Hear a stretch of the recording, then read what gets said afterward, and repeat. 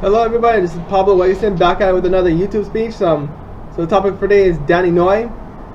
He's been dead for a couple years, but now people are more willing to talk to the truth about who he really is. So those who don't know who Dan Inouye is a former U.S. Senator from Hawaii, and he was in the Senate for from 1962 to 2012 when he died. So it's been basically 50 years. Been there forever, basically, and basically his story was inspiring because he grew up when he was growing up he grew up in Hawaii, and then the attacks in Pearl Harbor happened, and because he was Japanese ancestry, they're stigmatized and stereotyped because you look like the enemy and that sort of stuff. But he was able to join the U.S. military and fight for the U.S. even though the country stigmatized him. And he when he was fighting for the U.S. military, his arm got blown off, but he survived and became a politician. This is when also at the time when the Japanese descendants in Hawaii started becoming getting positions of power, and he was the ultimate example because he became a U.S. senator. So but there's also a negative side to him. And one of the negative sides is there's multiple allegations of sexual abuse against him. Allegations against him, and people don't. One of them went public, and this was because someone mentioned her name in the campaign. It was Lenore Kwock, was an accuser of Dan Inouye, and then for a long time she didn't go public because it's Dan Inouye and no one's going to believe such an inspiring figure will do something like that. But he does. So basically he got away with it. Rules don't apply to him. Just because he's been a victim growing up, he thinks that now that he's in the power, rules don't apply to him because, look at my sob story and look at all the inspiring blah blah blah. But, being a victim of discrimination doesn't exempt you from doing bad things. Having your arm blown off in war doesn't exempt you from doing bad things. Becoming a person of political power doesn't exempt you from doing bad things. But he thought, he would get away with it because a lot of people liked him and because he's popular and that sort of stuff. And basically this mentality that if you actually if you're in a room alone with a man, that you deserve what happened to you, that kind of crap. So Lenore Kwock went public 1992, but it was kind of hushed over, and people pretty much ignored. It wasn't back then we didn't have social media. Okay, it was just newspapers and TV, and then it was kind of one of those it wasn't talked about much. Okay, I remember I was a kid at that time, so I knew who Dan Inouye was, but I didn't know to that extent what the allegations were, because I guess parents were trying to protect the kids from that kind of stuff. And well, I remember Clarence Thomas had a sexual harassment scandal around that time, but the Clarence Thomas scandal was just basically locker room jokes, stupid locker room jokes, and of course there's all this gossip ha ha ha, Dan Inouye's a perverted old man who groped a hairdresser. Well, come to find out, it was more than just groping. And of course when I was younger I used to laugh at how old perverted men, not knowing how serious that kind of issue is. So, starting 2017, fast forward, when the Harvey Weinstein scandal hit the news, with all these allegations against Harvey Weinstein, there's this new hashtag called metoo, which is basically people who have been sexually assaulted or harassed, and say I'm not, hey, the me too, I've been harassed, I've been assaulted, all that stuff, we're not alone, that we can share a story together. And of course when that whole Me Too thing started up, a whole bunch of allegations against powerful perverts came public, Matt Lauer, Charlie Rose, Russell Simmons, all get publicly identified as either sexual harassers or sexual offenders, rapists. And of course that Al Franken, there's a photo that came out with him like groping a sleeping woman. His hands was like this. So there's evidence right there. Like usually like a lot of these sexual assault cases happen behind closed doors, no one's watching. So because of that, people can just deny, oh, nothing happened, or because that Al Franken, when there's a picture of him going like this, his career is done already. But Dan Inouye is already dead, so he lucked out dying a couple years early. But we can still talk about it. Oh, why are you going after a dead man? Why not? I mean, criticize Franklin Delano Roosevelt, the U.S. president who forced Japanese Americans in the western part of the U.S. into prison camps. He's dead, so what? I can criticize that, right? Why not? History, right? Hitler, right? He's dead, but you can criticize him, right?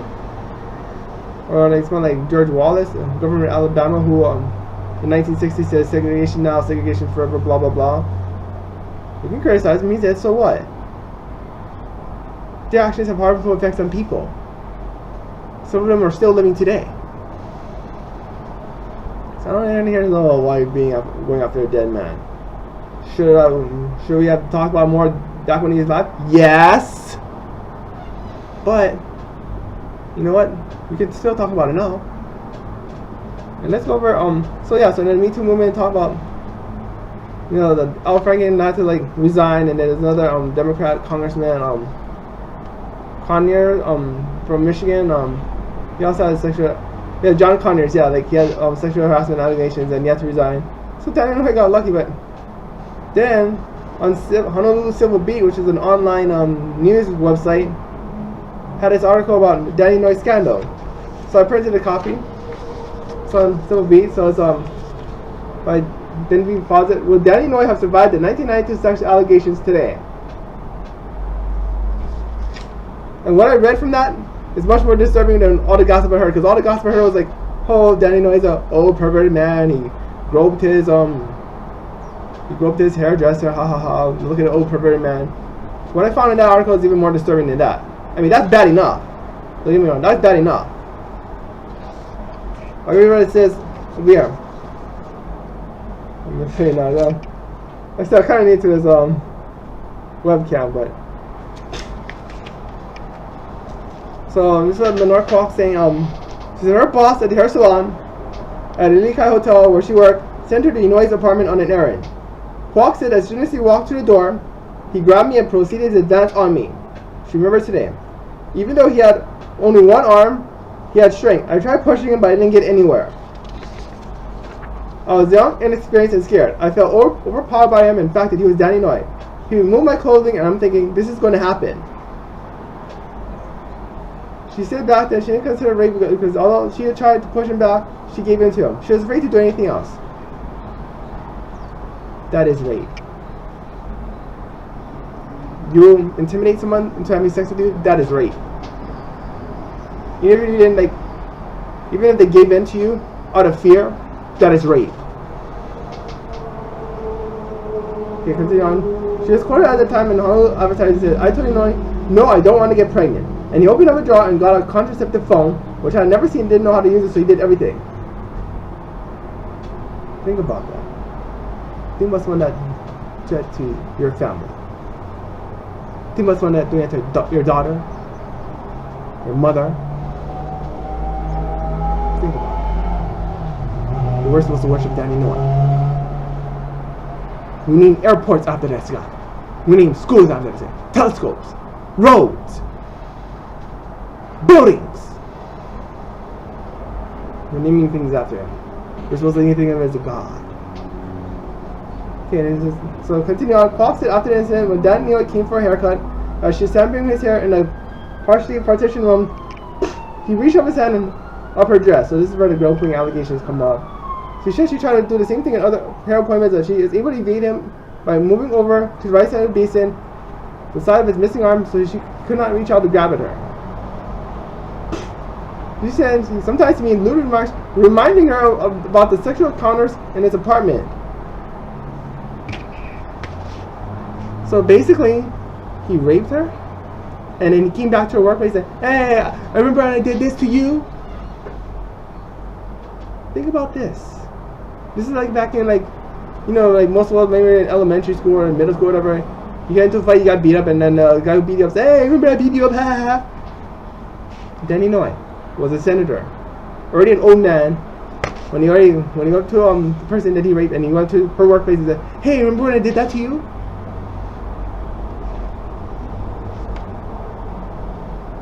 He said he repeatedly asked her to go out to dinner with him at an expensive restaurant, but she always refused. We're expected to worship this guy. We're expected to worship Dan Inouye. We name things after him. And what do the other people and politicians in power say? Nothing. They said nothing. Most of them, anyways. Okay, I'm looking at the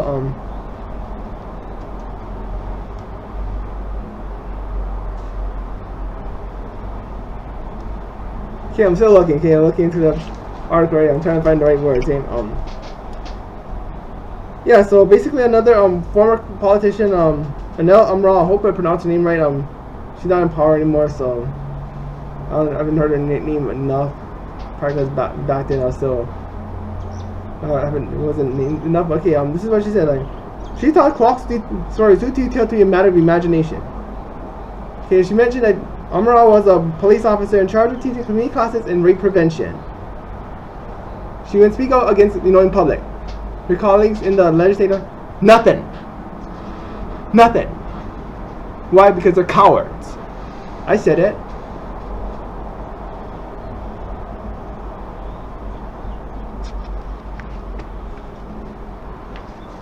They don't want to say anything about Inouye. And especially all these like women in the legislature who claim to be feminists, who claim to be woman power, they don't want to say anything about Dan Inouye. Because we're supposed to look at him as God. And this is what Amaral said. The same woman who ran to the microphone at a chance to support Anita Hill in the battle against Clarence Thomas also stood back and didn't say a word about this poor, powerless hairdresser. It just stunned me.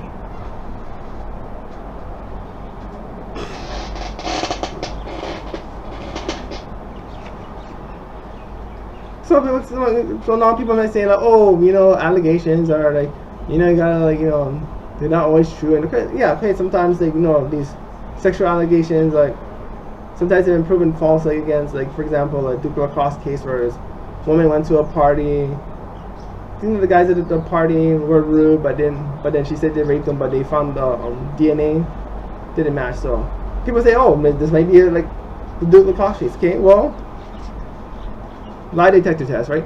If someone accused me of an allegation like that, I'll voluntarily go to lie detectors, multiple lie detectors, to clear my name.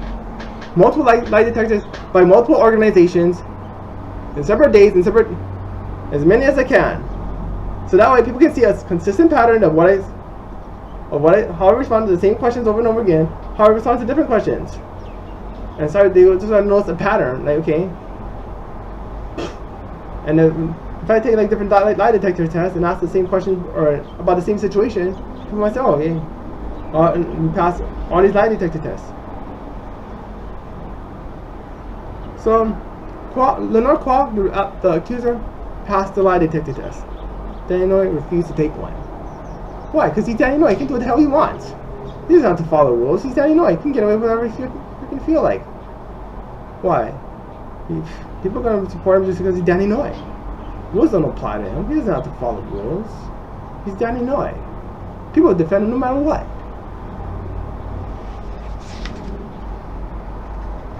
And we're naming airports out there. So now recently, Kaniela Ing, who was like running for a seat in the U.S. Congress, he finally went on Twitter and said, you know, basically saying that, you know, like, men think they can get away with it because look, we have an airport named after Dan Inouye, a alleged serial rapist. This is the first like major politician in Hawaii to go public against about this, Dan Inouye.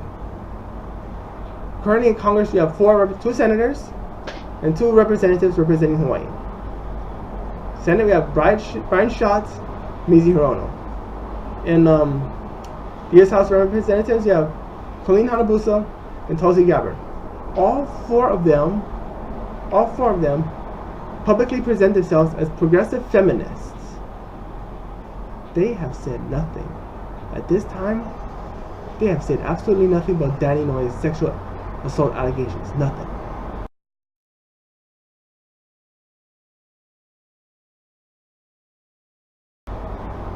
But they want to call themselves progressive feminists.